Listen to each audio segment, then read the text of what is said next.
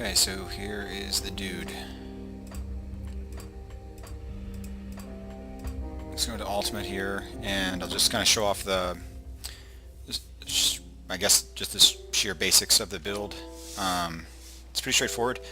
I don't remember what inspired me to make this guy, other than I wanted to make something that was like fairly tanky and poison based. So I used the Plague Bearer of Dreeg. In this build, just to clarify, it was totally a test. I didn't know what I was doing when I made this guy, and just up front, kind of give you a sort of like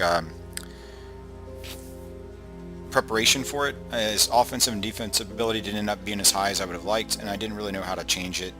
So I just kind of abandoned the build and moved on to a different character. So anyway, the guy's super tanky. Not as tanky as all it could be because I focused so much on poison damage, which meant I had to give up some gear. So I used the Plague Bearer of Dreeg as the main hand with a Mark of Dreeg. I'll explain the Mark of Dreeg real quickly. I used that with the Tainted Eruption, which is from this guy. And what is really cool about the Mark of Dreeg is that it explodes in an AoE in like 8 different balls, and each ball has a 39% chance on attack, as labeled there by Tainted Eruption, to proc the AoE effect. So here's what Mark of Dreeg looks like. It does that. Well, and only one ball hit, and that 36% procced. But if you stand right next to the guy, like a bunch of them hit. So you have like a over 100% chance if you're right next to someone for it to proc. So that puts the poison from the Mark of Dreeg base effect on, and then also puts the poison from the Tainted Eruption on. So that's where we get most of our damage. That coupled with the Blood of Dreeg being on, and if we look at that in the Occultist, we're right here with the Aspect of the Guardian increasing all of the poison and damage by 105%, and the acid damage too. Let's see here. I guess the fastest way to kind of go over it, the main focus was I wanted to make a poison-based guy that had a lot of physical resistance as well. So I used the Soldier, largely focusing on Overguard, to increase the shield recovery time there by, decrease it rather, by minus 46%. So when shield Overguard is on, and I'll show you here with the in the talents here, defense, that's in the third one. So we have block recovers at 56%, but when I turn on Overguard, we're now at 102%. So that means that my block is never down, and as you can see, I can block 2,588 damage every time I successfully block, and my chance to block is 60%. You know, so every attack I have a 60% chance to block, 2,588 damage with Overguard on. And I picked this talent. I'm still not sure about it because it does decrease your damage by 18%, but it also gets rid of 7.5 seconds of the skill recharge, which is great because if you notice when I turn this on, the cooldown is very close to the active ability. So the active ability goes off, and we've got about a second, 2 seconds I guess, before Overguard comes back on. So we basically have, you know, 100% chance, or 100% shield block recovery, meaning every attack that comes in, 100% of all attacks that come in while Overguard is active can be blocked up to 2588 damage, you know. So I thought that was kind of cool. And just kind of go over like what it looks like combat wise, I guess. So that's the main focus, you know, is to keep Overguard on as much as possible, block as much damage as possible, and then if you look at my resistances, they're all pretty good, with the exception of my bleed is crappy. And oh yeah, and Aether, and I've got Aether like on everything. You know, if you look on the augments that I put on, it's like Aether on everything. I need to change out some gear to try to you know, change some of these resistances. So I think that I focused too much on poison damage, and the poison damage isn't even as good as I would have liked to have been. So it's just not a great build. This can do, keep in mind, this will do 100% of all ultimate difficulty, you know, without any real challenge, honestly. I wanted this to be a gladiator, you know, wave 150 capable clearer, and it's just not. I tested it before I made this video for you, and he died at 110 on the 110th round, and there was nothing I could do to survive.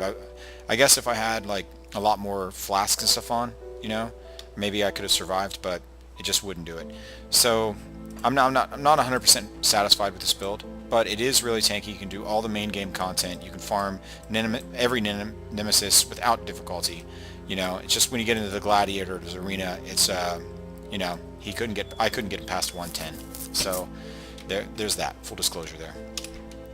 So in the soldier, we're looking at 10 into the Warcry. Now it sucks because I have so many bonuses to gear that you can't really tell what I've actually got in these.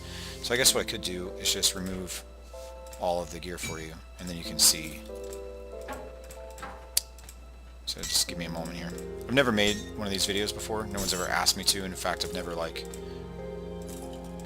made a build that I actually wanted to post.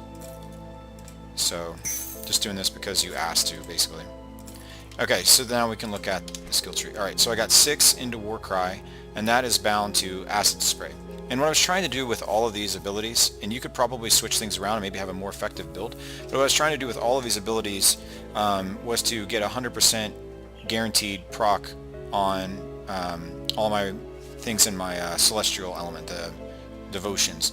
And I did that because I don't have a lot of really spammable skills, so I needed to make sure that the things, you know, actually procced, you know. So I put them on abilities that would make sure that would guarantee that. Because of the cooldown of Warcry, it guarantees that Acid Spray will always come on, which is great because it reduces their resistances and their armor and does a lot of poison damage. So, you know, it's nice.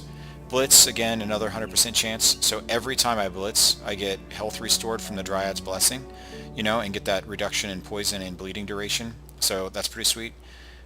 6 of 12 in Fighting Spirit. Some people go up to 8, you know, just to make sure that's on like all the time. It makes perfect sense.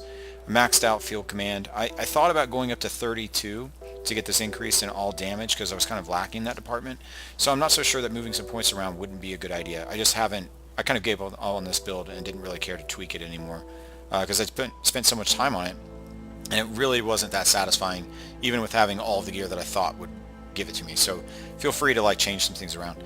I put 8 into the Decorated Soldier largely because I was lacking a little bit in elemental resistance, and being slowed really sucks.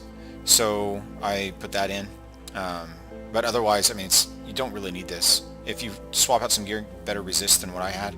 I was just lacking so much on Aether, so I tried to get this to pick up Elemental to switch over some towards Aether. Shield Training, this was an essential to me to get to that 100%.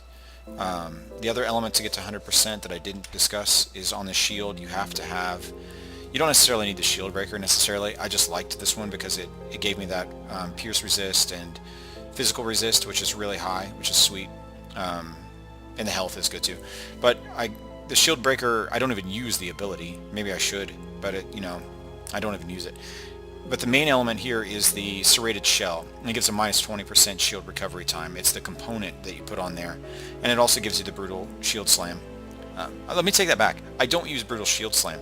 I use siege breaker. It's right here on my D key, and it's pretty cool. I like it a lot. So let's see, what else can I show you? Oh, the skill tree again, yeah. 10 out of 10 on military conditioning. Getting that physique and health is nice, so I thought that was good. And the occultist, I didn't really know what to do with these. I see a lot of people doing different variations within here. I see most people only putting 1 into Bloodburst, but the poison damage over that 3 seconds goes up so much, I thought it was a good investment for my points. Because of bonuses and skills, 5 of 10 was more than enough. In fact, you could take points out of this. I just wanted it for the extra AoE. And the reason why is because I liked to have the Guardian's Gaze. And the Guardian's Gaze is what puts these like orbs around your guy that does poison damage, and it passes through enemies and just keeps hitting them with poison damage and keeping a poison tick and that, you know, chaos damage on them at all times. So I liked having the big AoE because I have some real energy management issues with this build. So I don't want to cast, you know, Curse of Frailty very often. So it was really nice to be able to hit a bunch of enemies instantly with having a big radius. So you could rob some points there. This is good. It increases the resistances, reduces their resistances of your enemies. It's really helpful. This is just straight up good health, good regen, although I don't really rely on regen very much. It's mostly the boost to the health when I press the key. This modifier in Focus Gaze really increases the amount of poison damage you get, but it puts a big cooldown on the Dreeg's Evil Eye. So And then 12 of 12 out of possession is an absolute must for the damage absorption, and the increase in acid damage, the increase in poison damage, chaos resist. It's just a great skill.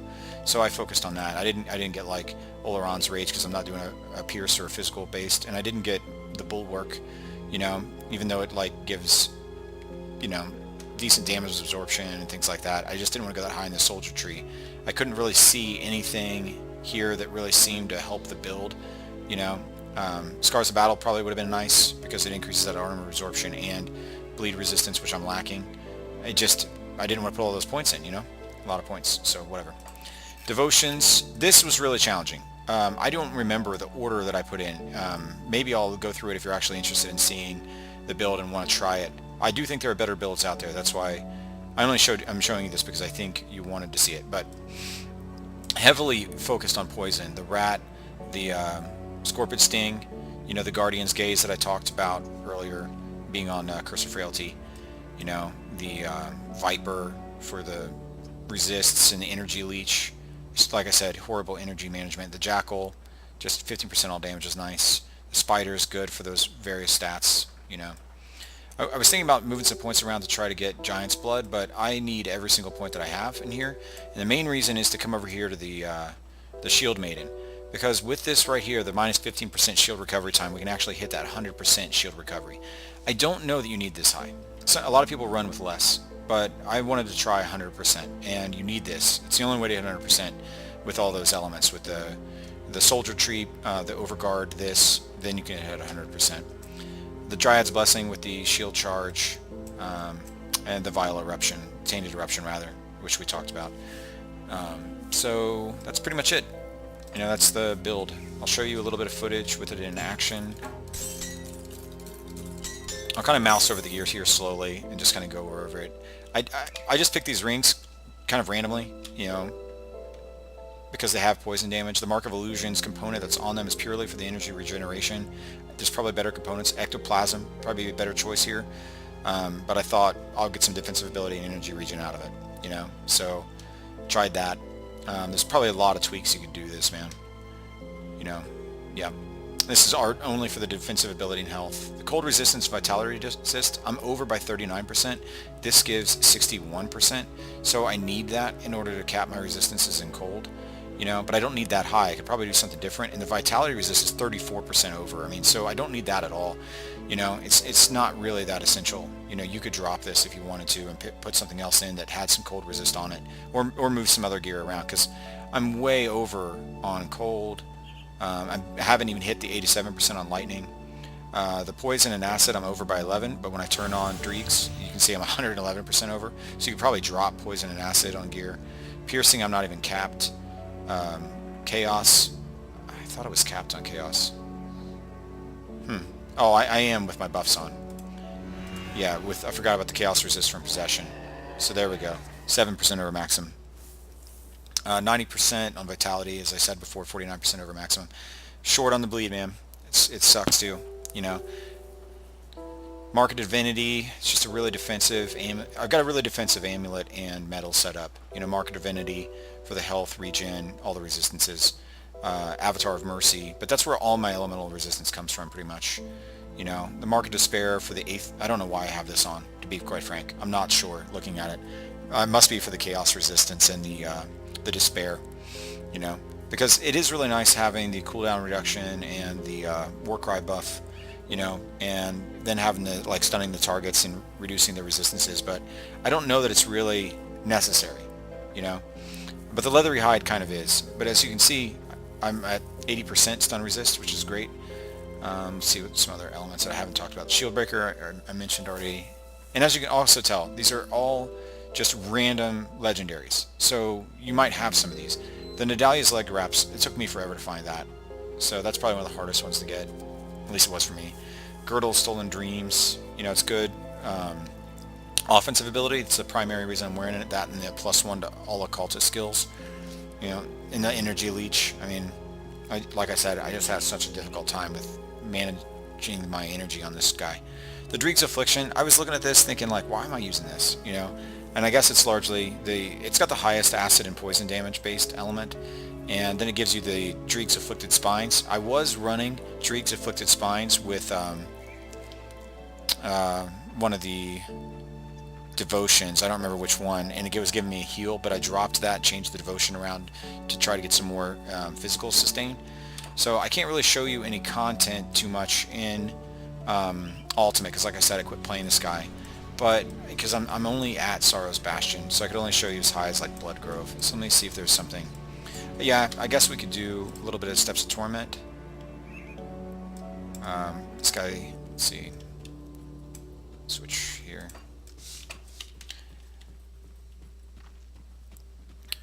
It doesn't look fast. His run speed's only 122, but he does a pretty good job. Honestly, like it's faster with the shield or with the blitzing, obviously. So I just charge in, hit all these skills. You know, I mean, everything dies pretty slowly. Like these crits are nothing to brag about, but as long as you aren't up against a nemesis, you know, like you can just walk through everything. I mean, those are the Dreegs, or the Guardian Gazes that I was talking about. See how there's just some, they're just getting procced on there.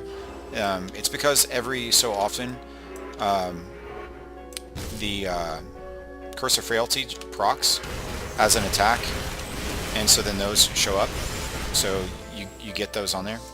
I'm gonna turn down the audio just so to make sure that it's not bleeding over top of my talking. So it seems a little bit loud. Okay. So, I mean, don't get me wrong, this build is not bad, you know? Like I said, it can handle all of the content. I was making this guy with the intent of him being a Crucible farmer, you know? And I really like poison. You can do... the poison damage is just fun in this game. And I was playing with a Witch Hunter before, and he was such a glass cannon. I was getting like 120,000 crits on my poison ticks, so he was just melting stuff. But, I mean, he was getting one shot by, like, you know... So here's a champion. You can see he doesn't die fast, you know, but I mean 60,000, 53,000. Those are decent, you know.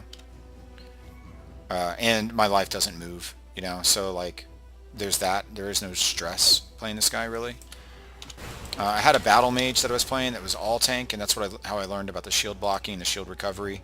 Yeah, but he couldn't kill anything. He was so slow. I mean, he was like unkillable, but it just wasn't doing any damage, and that's when I switched to Witch Hunter, because I thought, you know, a Witch Hunter seems like all DPS, right? You know, Cultist is really good for buffs and sustain, and then picking up